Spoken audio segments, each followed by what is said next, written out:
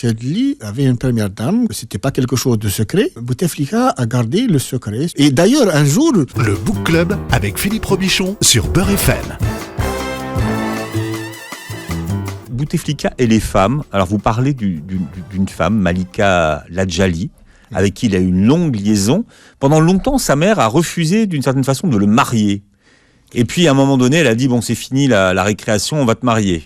Sa mère a joué un rôle extrêmement important dans sa vie. Parce qu'il avait une relation fusionnelle avec sa mère. Vraiment, une relation fusionnelle avec sa mère.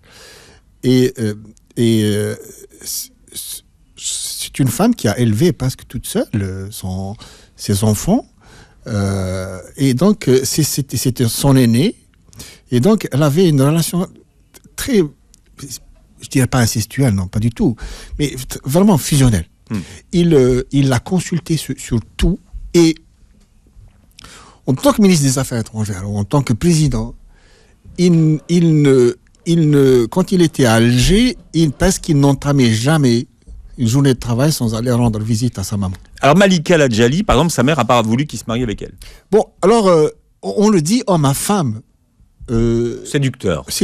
Ouais. Séducteur, oui, non seul, c'est quelqu'un qui aimait charmer. Giscard avait des dossiers, soi-disant. Voilà. Et, mais sa maman s'est toujours opposée à ce qu'il se marie. Un jour, elle a dit à quelqu'un qui me raconte la scène, cette femme demande à la mère de Bouteflika, mais pourquoi votre fils n'est pas marié? Pourquoi vous ne mariez pas votre fils? Et elle lui dit, mais si mon fils se marie, qui va s'occuper de moi et de ses frères? Et une autre fois, elle lui pose la même question, pourquoi votre fils n'est pas marié? Elle lui dit, mais mon fils rentre tous les soirs avec une femme. C'est la façon de dire, voilà, elle n'a pas besoin de le marier. Et c'est vrai qu'il a eu des relations avec Malik Ladjali, il a eu des relations avec une co-étienne aussi. Et sa maman, peut-être parce que elle avait peur de perdre son fils, donc elle s'est toujours opposée à ce qu'il se marie. Et d'ailleurs, un jour, Bouteflika a dit à un de ses amis qui me raconte ça, il a dit, ma mère m'a cassé. Mais elle consent à le marier en août 90. Alors, c'est un mariage arrangé, dites-vous. C'est un mariage arrangé. Avec Amel Triki. De qui est-elle la fille? Qui était la fille d'un diplomate algérien qui travaillait à l'ambassade d'Algérie, notamment à l'ambassade d'Algérie en Égypte. Un vieil ami de Bouteflika, quand Bouteflika était ministre des Affaires étrangères et qu'il descendait au Caire, il a rencontré Ahmed Triki, si ma mémoire est bonne, il s'appelle Ahmed Triki. Donc voilà, en 90, pourquoi c'est un mariage étrange. Alors, pourquoi Bouteflika décide de se marier? Mon explication, parce que j'ai discuté très longtemps, plusieurs reprises avec le témoin de son mariage, qui n'arrive pas à trouver une explication lui aussi. Alors, en 90, il faut savoir que Bouteflika a quitté, quand il a été dégommé de son poste de ministre des Affaires étrangères, juste en mars 1979, juste après l'élection de Chadli Benjedid, il devient simple conseiller à la présidence. Il a un petit bureau à la présidence, et puis c'est la disgrâce. Et il décide de quitter l'Algérie volontairement. Il n'a jamais été chassé. C'est un exil volontaire. Et donc il décide de quitter l'Algérie pour s'installer un peu partout. Si vous voulez, on peut revenir sur cette période.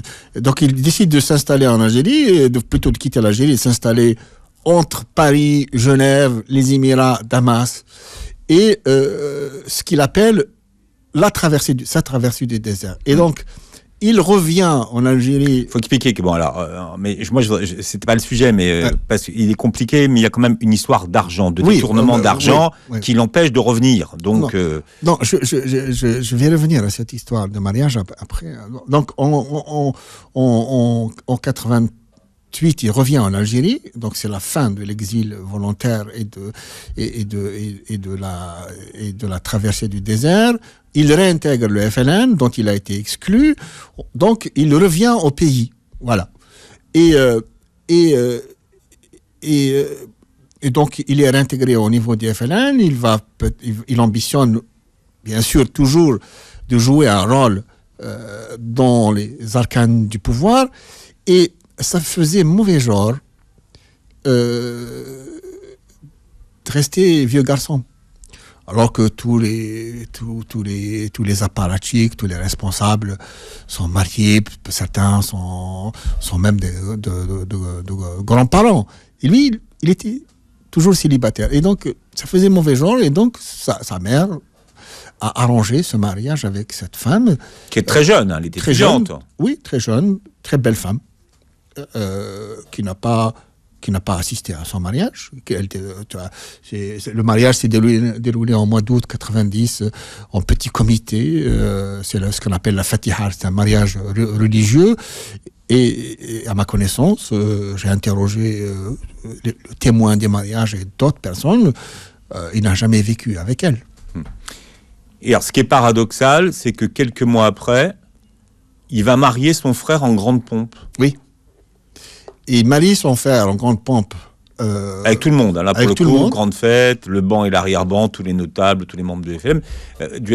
Ça ne rien y comprendre. Et donc il marie, et c'est lui le maître de cérémonie. C'est lui qui a accueilli tous les responsables, de tous les apparatchiks du FLN, les militaires, voilà, tout ce que comptait, toute la nomenclature. Mais pourquoi il le fait pour son frère et pas pour lui? Et j'ai posé la question à son témoin de mariage, mais pourquoi? Et lui-même lui a posé la question, mais il lui dit, mais qu'est-ce que tu es en train de faire? En fait, c'est ton mariage déguisé, quoi. Pour lui, c'est une cérémonie de réhabilitation. C'est-à-dire que moi, j'ai été banni, j'ai été condamné par la Cour des comptes en 83, j'ai été chassé du pouvoir, j'ai été empêché d'être président, et je suis tombé en disgrâce, et là je reviens, et j'accueille les gens, cérémonie, j'accueille tout le monde, je me réhabilite. Voilà. On viendra rechercher Amel Triki donc au moment où il devient président en 99. Oui. Elle vivra au palais ou pas? Et les Algériens ne la verront jamais comme première dame. Non. Et donc, ils ne savent même pas qu'elle existe. Voilà. Certains savent qu'elle existe, mais on n'a jamais vu sa photo. On n'a jamais. Donc, le mariage religieux, pas de mariage civil. La fille ne vit pas avec lui. Elle part s'installer en France. Et en 99. Juste après l'élection de Boutef, on va la chercher à Paris.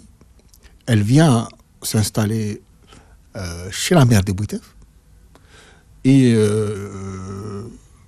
quand Boutef vient voir sa mère, comme tous les jours, le soir, ils discutent, après il repart tout seul. Peut-être que les gens vont dire, mais pourquoi on s'intéresse à la vie privée et la vie intime du chef de l'État? Je ne rentre pas dans la chambre à coucher de Bouteflika, mais là on parle de la première dame, de l'absence de la première dame.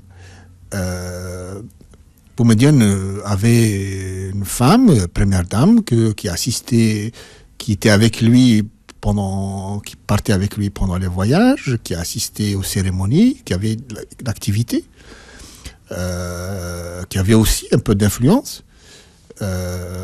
C'était pas un secret, son mariage n'était pas un secret. Même si le cercle autour de Boumediene a toujours été contre. Hein. Oui, mais Bouteflika n'a pas voulu s'afficher avec une première dame.